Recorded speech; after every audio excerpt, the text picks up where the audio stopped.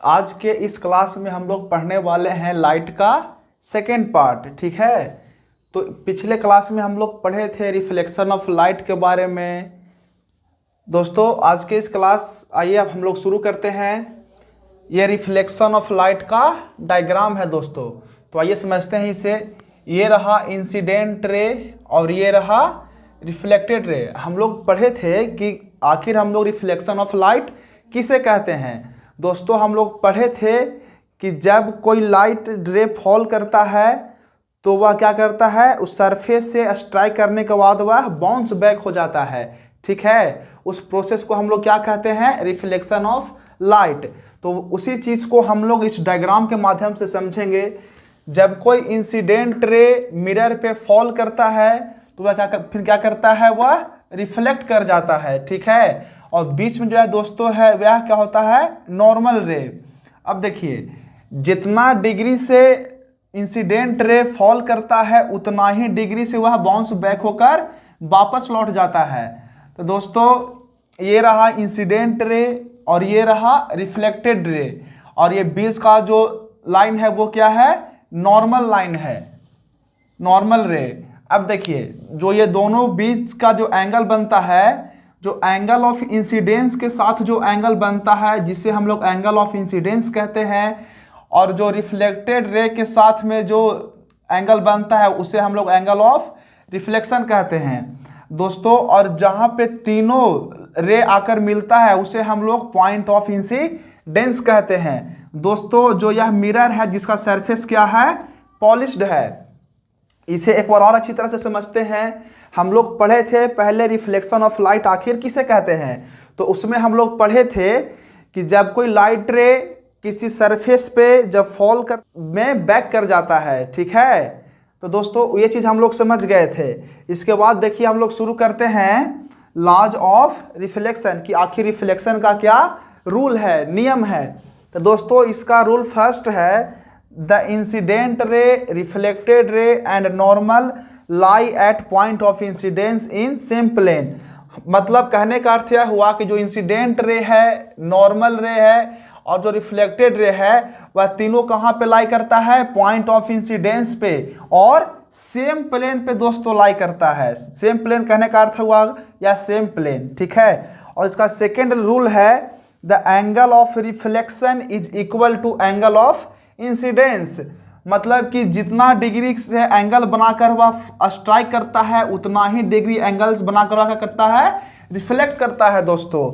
यह क्या है, इसका लॉज ऑफ रिफ्लेक्शन। तो लॉज ऑफ रिफ्लेक्शन को हम लोग फिर से समझेंगे कि जितना डिग्री एंगल बनाकर इंसिडेंट रे फॉल करता है उतना ही डिग्री का एंगल बनाकर वह रिफ्लेक्ट करता है। और एक और रूल इसका यह है कि द इंसिडेंट रे और कि आखिर हम लोग मिरर कहते हैं किसे, तो a smooth and highly polished reflecting surface are called mirror. तो हम लोग मिरर किसे कहते हैं दोस्तों, जो क्या होता है, बिल्कुल रिफ्लेक्ट करता है, वह क्या होता है, बिल्कुल स्मूथ होता है और क्या होता है, हाईली पॉलिश्ड होता है, जिसे हम लोग क्या कहते हैं, मिरर। अब देखिए हम लोग समझते हैं प्लेन मिरर किसे कहते हैं। ठीक है, तो a plane mirror is a mirror, यह क्या होता है, एक प्रकार का मिरर होता है with A flat reflecting surface, जिसका जो सरफेस है क्या होता है, एकदम बिल्कुल फ्लैट होता है और रिफ्लेक्टिव होता है। Light rays striking a plane mirror, the angle of reflection equals to the angle of incidence. अब देखिए इसमें क्या होता है, प्लेन मिरर होता है, वह भी एक प्रकार का मिरर होता है जिसका रिफ्लेक्टिव सरफेस क्या होता है, बिल्कुल फ्लैट होता है। और जो जब इस पे लाइट रे स्ट्राइक करता है प्लेन मिरर पे, तो जिस एंगल से इंसिडेंट करता है उसी एंगल से रिफ्लेक्ट कर जाता है, उसे हम लोग क्या कहते हैं, प्लेन मिरर। यानी इसमें क्या होता है दोस्तों, angle of incidence is equal to angle of reflection होता है। अब हम लोग समझेंगे कि आखिर हम लोग इमेज किसे कहते हैं। It is a point where at least two light rays actually meet or appear to meet। दोस्तों जहाँ पे दो लाइट रेज जहाँ पे रियली में मिलता है या तो मिलते हुए अपीयर होता है, प्रतीत होता है, जिसे हम लोग क्या कहते हैं, उस बिंदु को इमेज कहते हैं। ठीक है, तो अब हम लोग समझते हैं कि रियल इमेज किसे कहते हैं। तो real image it is formed when light rays actually meet. Real image कब बनता है? जब लाइट रे जब एक्चुअली जहाँ पे मीट होता है, तो वो किस प्रकार का इमेज होता है? Real image.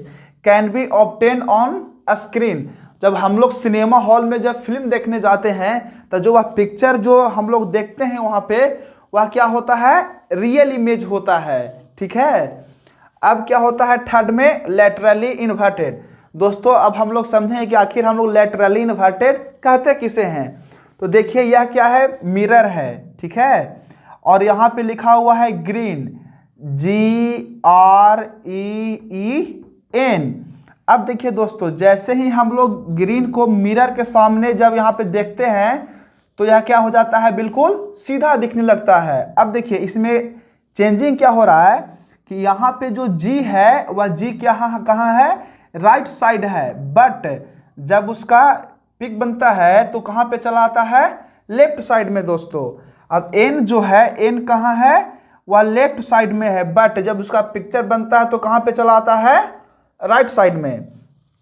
अब देखिए यहाँ पे जो B है वह राइट साइड में है, बट यहाँ पे जो B है कहाँ है? लेफ्ट साइड में। और यहाँ पे जो D है वह D कहाँ है? लेफ्ट साइड में। और यहाँ पे जो D है वह कहाँ आ गया है? R साइड में।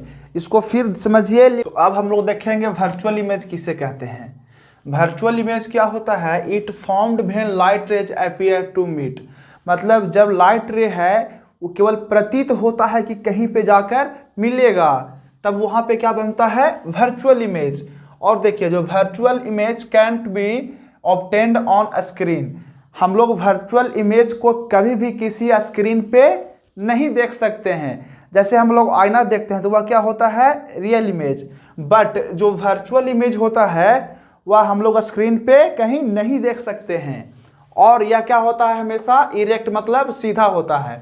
तो दोस्तों ये रहा, हम लोग जाने मिरर के बारे में, प्लेन मिरर के बारे में, और इमेज किसे कहते हैं, और टाइप्स ऑफ इमेज हम लोग देखे। अब हम लोग समझेंगे यहाँ पे कि डिस्पर्सन ऑफ लाइट किसे कहते हैं। आइए समझते हैं। When a light of white ray is passed through a prism it gets splitted into 7 colours. मतलब when a ray of white light, जब क्या हो? व्हाइट लाइट का रे इज पास्ड थ्रू प्रिज्म। ये कहा क्या है दोस्तों? एक प्रिज्म है। जब इससे कोई व्हाइट लाइट रे जब कोई क्रॉस करता है तो वह क्या करता है? It gets splitted into 7 colours. इसी प्रोसेस को हम लोग क्या कहते हैं? Dispersion of light.